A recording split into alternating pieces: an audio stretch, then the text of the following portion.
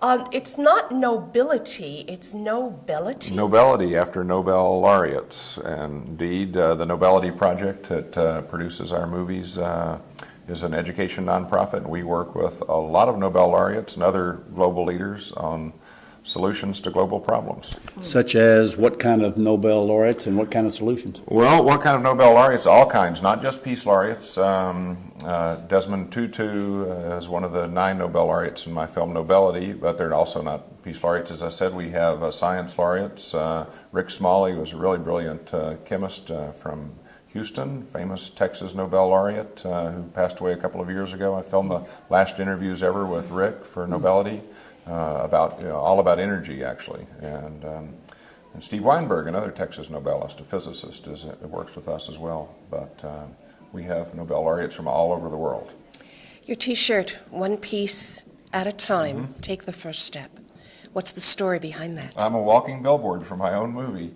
One Piece at a Time is our new movie. It turns out if you make a movie about global problems, you don't sleep very well till you make one about solutions, partially because everyone keeps phoning you and saying, yeah, but what can I do? So we, after Nobelity, set out to make this new movie, which is just going into release, and filmed in 20 countries on 5 continents. Only broke my leg once, and it's a look at solutions that anybody could be a part of. Well, obviously, one of the biggest global problems, maybe the biggest that's been talked about here at this conference and that you've talked about, is water. A lot of people don't recognize it, but tell us how important it is and what can be done. Well, it's important, and it's important to us in Texas, everywhere in the U.S. I mean, we're going to be facing really critical water shortages in the coming decades, but in a lot of parts of the world, it's really critical right now. So I went to one of the worst places, Ethiopia, spent quite a few weeks in Ethiopia with a group called Glimmer of Hope, which is a Texas-based foundation founded by one couple. They have a small staff in this country and a small staff in Ethiopia. They've worked with 2 million people in Ethiopia. They've done 3,000 water projects.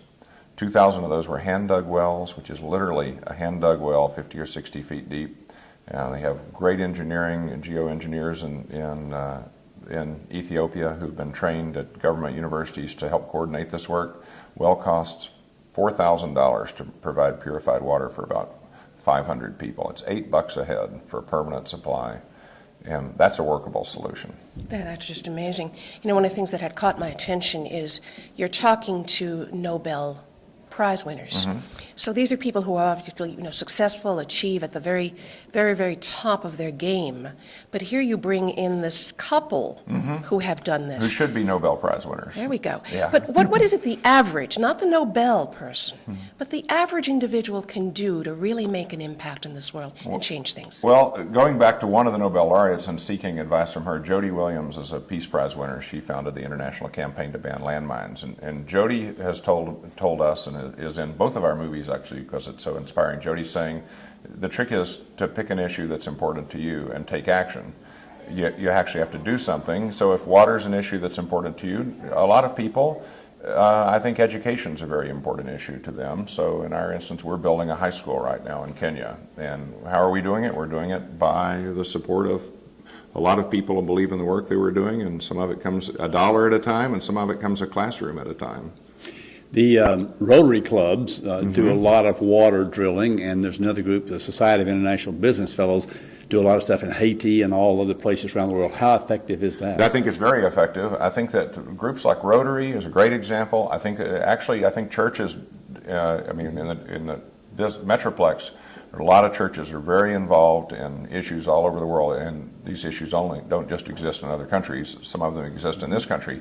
They're very involved, and I think in many instances it's Rotary and church groups that don't get that much credit. But ultimately, it's not about who gets the credit; it's who gets the joy. I mean, I tell you, you build a high school in Kenya. I get just as much out of it as those kids who are going to get high school diplomas, and no one that gets involved with other people ever looks back, and you never can get uninvolved. I always say, be careful when you take the first step, because there'll be a lot of steps that follow. How did you get involved in all of this? How did I get involved? I'm a father, and my wife and I founded the Nobelity Project because the world looks fairly messed up, which it is, and is fairly directionless in many ways. And we just started thinking about what kind of world our kids were going to live in, and I think we're the first generation where there's always been this assumption that the next generation would always have a better life than the one before. And I certainly had an easier life than my parents did.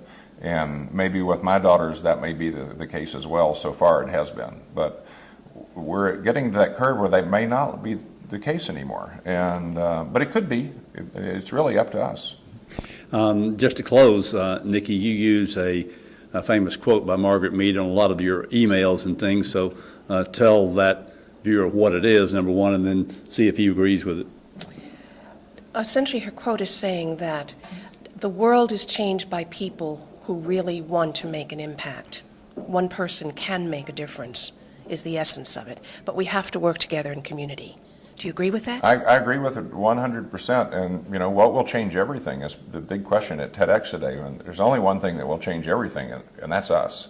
And if you sit at home and you expect, you know, and yell at the TV and expect other people to make it better, you're having the wrong expectations. You know, there's one other thing I wanted to mention, which is the Nobelity Project has something called Nobelity in Schools, and we make all of our movies available free of charge to any teacher, middle school or high school teacher in the world who goes to nobelity.org and signs up, and we will send DVDs and our online education materials and everything else to them. So if there's teachers out there, we want to connect with them. And we want you to do that as well.